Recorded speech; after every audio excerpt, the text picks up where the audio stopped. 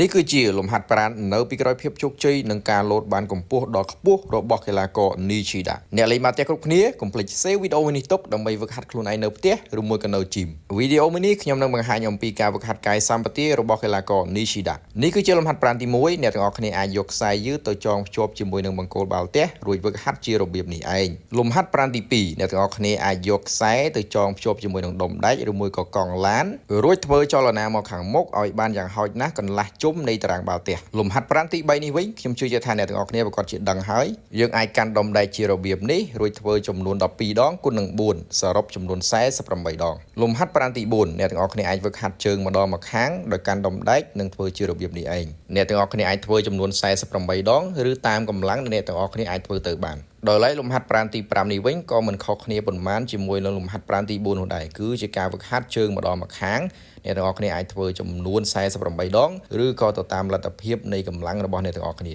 លំហាត់ប្រាណទី6អ្នកទាំងអស់គ្នាអាចកាន់ដុំដែកនៅដៃម្ខាងរួចលើកជើងមកផ្នែកខាងក្រោយត្រង់លំហាត់ប្រាណនេះអ្នកទាំងអស់គ្នាត្រូវតែធ្វើទាំងសងខាងមានន័យថាឆ្វេងនិងស្ដាំលំហាត់ប្រាណទី7នេះវិញគឺជាលំហាត់ប្រាណផ្ដោតសំខាន់ទៅលើកំភួនជើងអ្នកទាំងអស់គ្នាអាចដាក់ដុំដែកទៅលើស្មាបន្តមកទៀតធ្វើចលនាចុងជើងរបស់អ្នកទាំងអស់គ្នាឡើងនិងចុះលំហាត់ប្រាណទី8អ្នកទាំងអស់គ្នាអាចយកខ្សែយឺតទៅចងភ្ជាប់ជាមួយនឹងរបស់អ្វីមួយបន្តមកទៀតយកមកពាក់ចុងជើងនិងហាត់ជារបៀបនេះឯងលំហាត់ប្រាណទី9អ្នកទាំងអស់គ្នាអាចយកដុំដែកមកដាក់លើស្មាទៅតាមទម្ងន់ដែលអ្នកទាំងអស់គ្នាអាចលើកទៅបានរួចអង្គុយចុះនិងងើបឡើងលំហាត់ប្រាណទី10អ្នកទាំងអស់គ្នាអាចកាន់ដុំដែកនៅដៃទាំងសងខាងរួចធ្វើចលនាមកផ្នែកខាងមុខជារបៀបនេះឯងជាចុងក្រោយខ្ញុំសូមបញ្ជាក់អ្នកទាំងអស់គ្នាថារាល់ទម្ងន់របស់ដុំដែកដែលអ្នកទាំងអស់គ្នាជ្រើសរើសយកមកហ្វឹកហាត់ត្រូវសមាមាត្រជាមួយនឹងកម្លាំងរបស់អ្នកទាំងអស់គ្នាដោយឡែកចំនួនដងនៃការហ្វឹកហាត់រាល់លំហាត់ប្រាណនីមួយៗវិញអ្នកទាំងអស់គ្នាអាចធ្វើចំនួន48ដងឬក៏អាចតិចជាងហ្នឹងឬក៏អាចលើសហ្នឹងទៅតាមលទ្ធភាពនៃកម្លាំងរបស់អ្នកទាំងអស់គ្នាដែលអាចធ្វើទៅបានការហ្វឹកហាត់ត្រូវតែធ្វើសន្សឹម